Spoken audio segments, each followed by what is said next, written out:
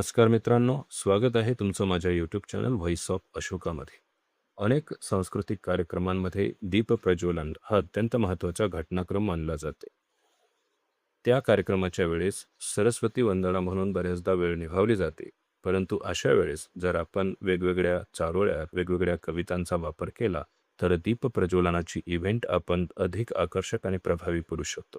आणि म्हणूनच आज कविवर्य मंगेशजी पाडगावकर यांची एक सुंदर कविता दीप प्रज्वलनाच्या वेळेस म्हणता येईल अशी मी आपणासमोर सादर करीत आहे.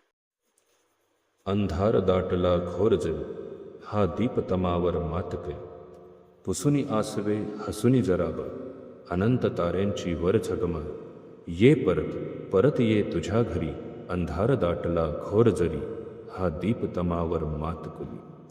पिसाटवारे वन वादळले, सूड घ्यावया जळ आदळले, ध्रुवतारा अढळ तरी, अंधार दाटला घोर जरी, हा दीप तमावर मात करी. घावा वाचून नसे देवपण, जळल्या वाचून प्रकाश कोठो, का सांग निराशा तुझ्या उरी, अंधार दाटला घोर जरी, हा दीप तमावर मात करी.